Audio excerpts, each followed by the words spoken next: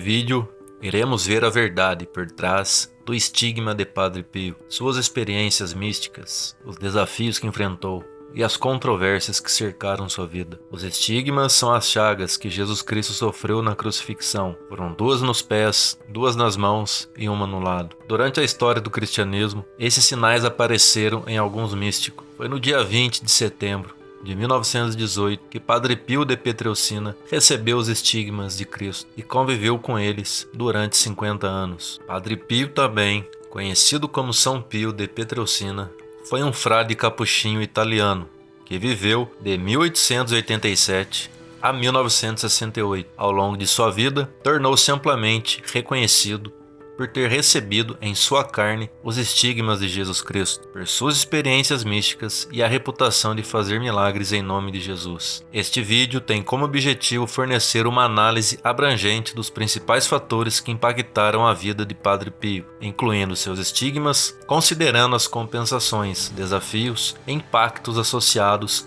a diferentes abordagens de sua vida e legado.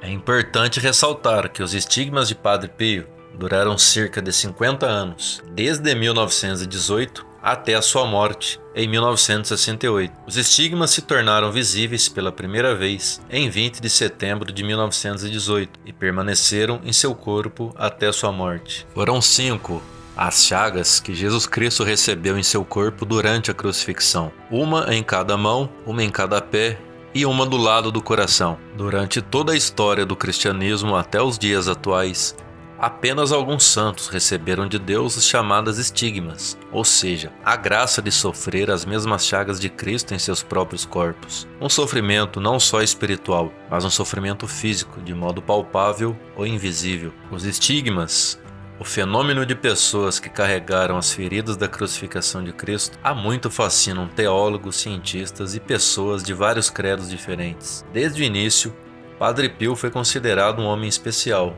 encorajado e agraciado com dons místicos e um relacionamento íntimo com Deus. E se você estiver achando esse vídeo útil, clica aqui embaixo para curtir, se inscreva no canal e ative os sininhos de notificação para ser informado dos novos vídeos. Voltemos ao vídeo. Padre Pio afirmou ter recebido esses sinais visíveis de uma conexão divina, incluindo as feridas nas mãos, pés e lado. Ao mesmo tempo em que várias pessoas abraçaram os estigmas de Padre Pio como uma manifestação milagrosa, outros questionaram sua autenticidade e buscaram explicações científicas e duvidaram de Padre Pio e até o chamavam de farsante e charlatão. Foi exatamente no dia 20 de setembro de 1910 que o capuchinho Frei Pio de Pietrelcina recebeu por graça divina os estigmas invisíveis. Somente no ano de 1918 as chagas ficaram visíveis e permaneceram em seu corpo mortal por longos 50 anos, até no dia 23 de setembro de 1968 com a sua morte. Padre Pio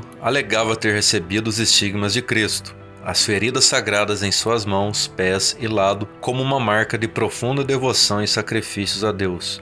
No entanto, esses estigmas, visivelmente vistos a olhos nus em seu corpo, se tornaram a principal fonte de controvérsia contra ele. Muitas pessoas questionaram sua confiança e autenticidade, e outros encontraram nesse milagre uma confirmação de sua santidade. Em muitas de suas cartas, Padre Pio relatou o misterioso dom das chagas.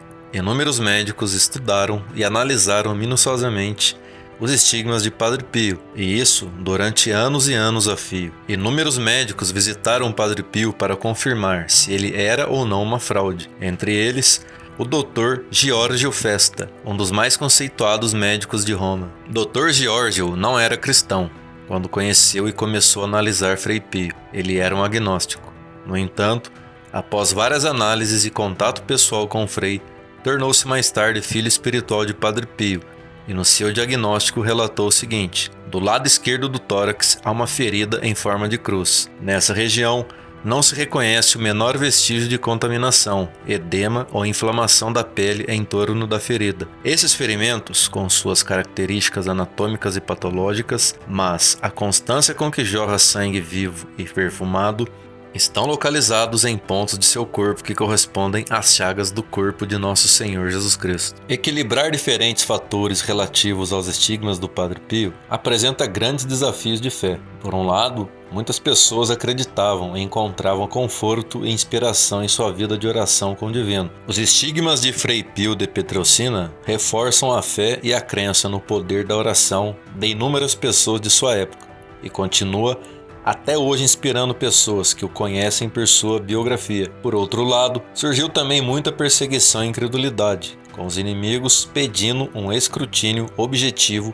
e questionando a validade de suas chagas. Este delicado equilíbrio entre fé e incredulidade destaca os desafios na avaliação do impacto do Padre Pio e na persistência da melhor abordagem para entender a sua vida. Até mesmo entre membros do clero e do episcopado, Padre Pio sofreu reprimendas e acusações de charlatão. Não foi só o fato dos estigmas que chamou a atenção na vida de Padre Pio, pois além dos estigmas, ele recebeu também o dom da bilocação, que consiste na capacidade de estar em dois lugares ao mesmo tempo, e o dom de saber os segredos das pessoas que buscavam a confissão sacramental. Essas experiências místicas despertaram sentimentos e curiosidades em milhares e milhares de pessoas, mas ao mesmo tempo também alimentaram o ceticismo e a dúvidas em outros. Um grande desafio para avaliar os estigmas do Padre Pio é distinguir com clareza a origem das chagas. Para os céticos, as explicações propõem fatores psicossomáticos ou psicológicos, sugerindo que a intensa devoção espiritual ou influências subconscientes podem ter desempenhado um papel decisivo nesses fatos. Para outros, o fato é explicado como puramente uma intervenção sobrenatural, afirmando que os estigmas são sinais ou milagres da parte de Deus. A comunidade científica tem abordado os fatos com cautela, reconhecendo